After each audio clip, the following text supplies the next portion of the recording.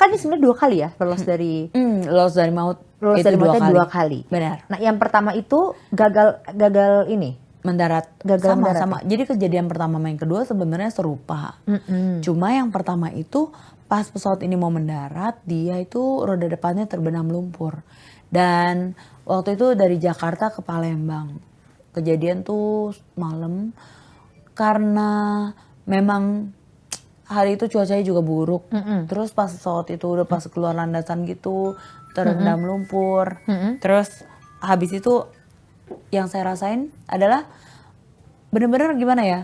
Wow, ternyata profesi aku nih riskan sekali ya untuk cepat meninggal gitu. Itu sih yang ada di kepala aku kan. Itu pertama ya. Yes. Nggak ada penolakan dari keluarga. Maksudnya kan ini kita flashback gitu ya. Iya, Kan? iya. Pertama kali udah kecelakaan nggak ada, misalkan mami bilang udah kamu Nggak usah jangan terbang lagi deh. Enggak sih, mami mendukung karena kan memang itu adalah bagian dari profesi aku yang memang aku impikan dan seluruh keluargaku mendukung akan profesiku. Jadi mereka kayak ya tetap support.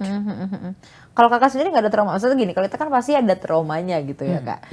Pertama kali ini gitu kan, terus yang pertama kali kecelakaan itu pasti ada rasa, aduh. Kecelakaan pertama itu sebenarnya kan aku ke DSKU, dicek, terus ke kantor, bolak-balik itu nggak terbang lebih dari 2 bulan sampai 3 bulan. Dan itu sih sempet kayak ngerasa, aduh ternyata pramugari tuh nggak terbang, nggak ada duit. Ya kan? Iya betul. Jadi pilih mana? Mami ngangguk-ngangguk. Jadi pilih mana? Pilih mengalahkan trauma atau pilih nggak punya duit untuk membayar semua biaya-biaya yang harus ditanggung? There's a tough choice ya. Agak sulit memikirkan itu. Tapi yang di awal berarti nggak ada cedera apa-apa ya kak? Nggak ada cedera, tapi itu cukup cukup bikin apa ya, shock yang luar biasa. Kecelakaan pertama setelah udah berapa bulan terbang atau berapa kali terbang? Jadi jaraknya itu dari kecelakaan pertama itu 5 bulan sampai ke kecelakaan kedua. Jaraknya itu 3 bulan aku, jadi setelah habis kecelakaan 3 bulan aku dicek di DSKU, diperiksa, habis itu 2 bulan aku terbang dan kecelakaan. Jadi cuma 5 bulan dari kecelakaan yang pertama. Did you ever think like maybe God is telling you something like yang pertama ya, you have to quit right now gitu? Never think about it. Oke. Nggak pernah. Jadi kayak menurut aku cuma ya, this is my profession and aku harus be a professional also. Jadi tetap terbang. Terus sama yang tadi juga karena faktor yang kebutuhan hidup ya kan. Sementara aku sebagai ya aku mengerti posisiku saat itu kan aku sebagai anak pertama dan juga oke, aku harus kerja juga gitu. Dan selama penerbangan itu cukup bikin stress juga sih kalau ada turbulence. Kayak kalau udah goyang agak tuh. takut, tapi balik lagi gitu. Ayolah tetap terbang gitu. Begitu kecelakaan yang kedua, nah ini lolos dari mautnya. Betul. Itu kakak sadar nggak sih waktu diangkat itu? Jadi pas kecelakaan itu, pesawat itu keluar landasan, nabrak pagar, berhenti di atas kuburan. Ini yang kedua, Jakarta Solo. Oke. Itu kejadiannya cepat banget. Dan pasti juga mengerikan. Nah, waktu pas dari kecelakaan itu, sebenarnya aku belum, maksudnya aku masih bisa dengar orang teriak sakit, tolong sakit, sementara badan aku nggak bisa digerakkan. Oke. Dan itu mengerikan sekali gitu. Jadi aku masih sadar waktu orang teriak, penumpang kami teriak sakit tolong kayak gitu. Berarti kamu masih bisa ngedengar? Iya. Mata terbuka nggak sih kak? Atau Berat, mata nggak bisa buka. jadi setengah pingsan kali ya kak ya? Atau? Ya, Oke kak. Karena waktu itu kakak yang kena tuh kaki, pinggang, tangan, muka. Oke. Jadi setengah badan lah ya istilahnya. Iya. Ya. Itu kakak terlempar? Atau? Iya. Jadi badanku ini terlempar dengan kursi tempat aku duduk sampai ke sayap. Iya kan kalau pramugari itu kan memang Pakai seatbelt. Ya kan pakai seatbelt Jadi itu. bener-bener keuruk, langsung kayak semua barang tuh nancep di badan aku. Oh my God. Dan itu benar-benar kayak pas begitu mau bangun kayak, aduh berat sekali badan ini, berat sekali nggak bisa bangun. Oke.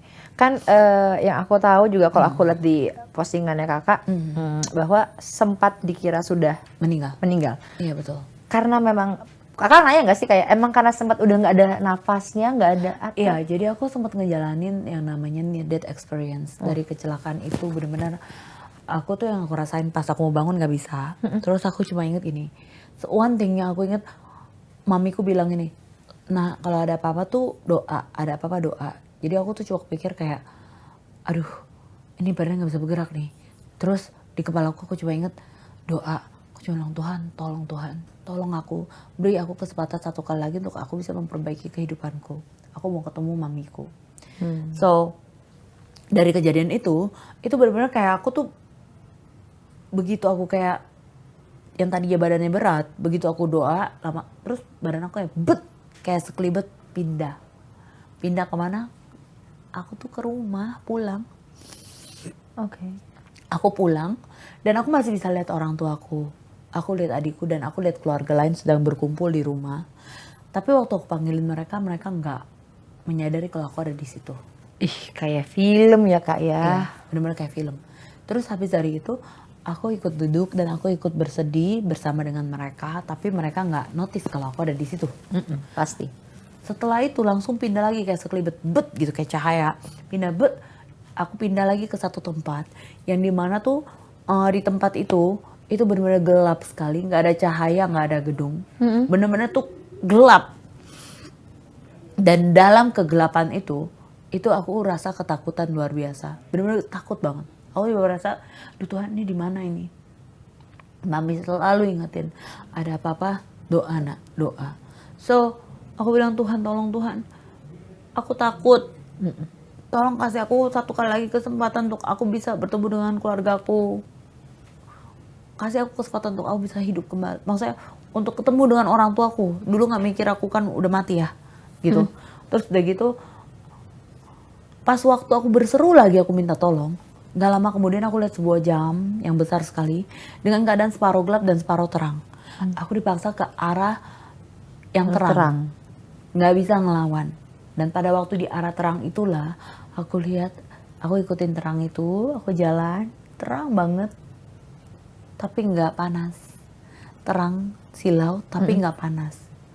Enak banget, nyaman banget. Dan dalam keadaan waktu itu aku lihat ada satu sosok pribadi yang wajahnya nggak bisa aku lihat. Oke. Karena terlalu terang.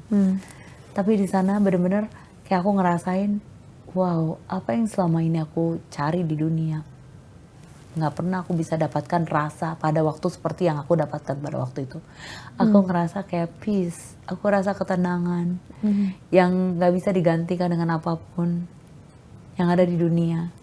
Dan juga ada one things yang aku dapetin adalah dari cahaya itu, dari satu sosok pribadi itu mengatakan bahwa aku loh mencintai kamu. Tanpa kamu melakukan apapun, aku tuh mencintai kamu. Dan di situ aku ngerasa, oh, so this is artinya unconditional love. Aku nyaman pada waktu itu. Itu kamu berpikir bahwa itu suara Tuhan kah? Gitu. Ya, aku sih ngerasa demikian. Karena dari sana ada satu suara yang berkata, kamu harus kembali, masih ada yang harus kamu ceritakan. I don't know apa yang harus aku sampaikan. Aku nggak tahu apa yang harus aku ceritakan.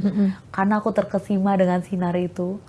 Tapi nggak lama kemudian aku dengar suara mami manggilin aku untuk aku sadar, untuk aku bangun. Dan waktu bangun aku tuh ingat aku udah ada di ICU. Oke. Dari kakak mengalami yang that experience tadi sampai akhirnya kakak sadar bisa. Aku udah koma 3 hari. 3 hari. Tapi yang aku alamin itu hanya hitungan. Yang aku rasain ya, hanya hitungan menit. Ya memang ya katanya kalau udah di alam sana kan itu Kayak rasanya sehari gitu itu, ya. itu udah berapa ribu tahun di Iya. dunia deh ya.